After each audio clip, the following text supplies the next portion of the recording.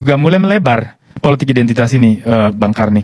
Yang Pak Anies juga memahami keadaannya bahwa rakyat Indonesia tidak menerima pemimpin yang terlalu berbau ke Arab-Araban, bukan wajahnya, mental berpikirnya. Nah maka dia coba mendekati itu biara-biara, gereja-gereja, pendeta-pendeta, memberi kesan bahwa ini Anies untuk Indonesia. Tapi pertanyaannya adalah, benarkah Anies untuk Indonesia atau ini hanya demokrasi mau dijadikan kuda Troya? Kan itu pertanyaan terbesar ya. Karena kalau kesadaran itu ada, kenapa 2017 kita nikmati betul itu menang pilkada dengan menjual agama dan tidak ada penyesalan, tidak ada itu ucapan permintaan maaf secara terbuka kepada publik bahwa kemenangan ini telah melukai peradaban dan sejarah demokrasi Indonesia. Maka atas nama kandidat yang terpilih saya mengucapkan belasungkawa yang sedalam-dalamnya atas hancurnya peradaban ini, meskipun saya terima kemenangan ini sebagai penghormatan terhadap demokrasi. Ya kurang lebih gitulah Pak. Nah artinya bahwa permainan narasi-narasi hari ini menurut saya sih akan terus membawa kita kepada pendangkalan-pendangkalan makna kehidupan berpolitik dan sebagainya, dan membuat kita akhirnya jauh dari penyelesaian problem yang mendasar yang sudah mulai dan sedang ditangani oleh pemerintahan Pak Jokowi. Maka saya agak ragu apakah nanti kalau model politik macam ini kita bisa menghadirkan pemimpin baru yang seperti Pak Jokowi, atau justru kita akan mundur lagi ke masa lalu. Nah ini kecemasan saya yang terbesar. Saya tadi agak terganggu soal jadi gini Bung, kita sama-sama bernarasi, kita saling menghormati narasi. Tapi kalau terus-menerus dinarasikan seolah-olah Anies itu membahayakan bagi bangsa, dan ini saya kira yang harus kita bantah. Kita ini siapa?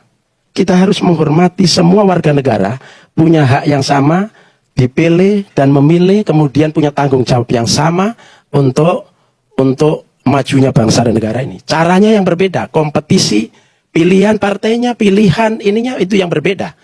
Adapun kemudian simbol identitas segala macam, kita ini semuanya sebetulnya beridentitas. Siapa yang tidak beridentitas?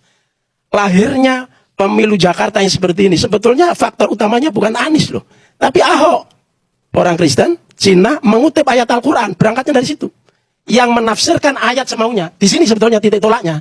Apa nggak tahu ini? Ini dilupakan yang menjadi penyebab. Lalu kemudian ada reaksi. Dari aksi Ahok, kemudian ada reaksi.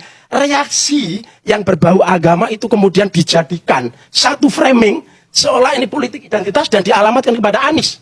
Ini yang harus kita bantah. Itu ahistoris. Ya, itu tidak faktual. Nah, itu karangan, itu framing. Jadi faktor utamanya yang menampilkan politik identitas adalah Ahok. Yang waktu itu kita dukung. Kan? Karena kinerjanya dan segala macam. Gitu kan?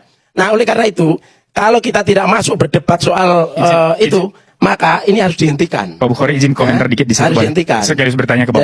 Jadi menurut saya sih Pak. Nggak, biar selesai dulu. Oh biasa. Ya, jadi kalau ngangkat politik identitas, mari kita cari ujung persoalannya. Ujung persoalannya adalah Ahok. Mari kita lihat sejarah ke belakang. Tidak ada sebelumnya. Saya ikut kok. Saya ikut berproses di situ kok. Menjadi saksi saya. Ya? Termasuk ketika diundang diundang TV One untuk mempersoalkan ini di Hotel Borobudur, saya bilang ini faktornya Ahok.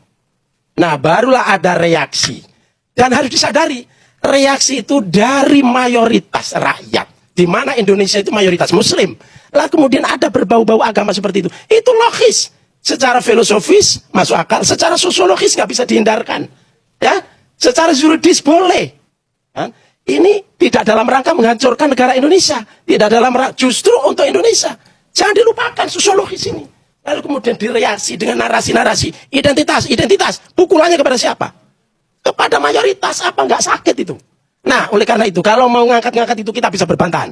Karena itu akhiri framing politik identitas seolah-olah itu negatif bagi kami yang Muslim mayoritas, bagi Anies secara spesifik dijuluki bapak politik identitas segala macam. Ini saya kira tidak fair. Ini harus diakhiri.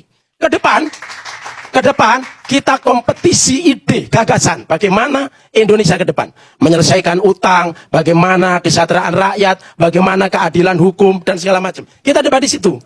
Bukan yang gimmick-gimmick seperti ini. Kemudian ngeframe orang semaunya sendiri. Itu yang kedua. Yang berikutnya ke Arab-Araban. Apa bedanya dengan ke-Cina-Cinaan? Kita ini nggak bicara itu lagi.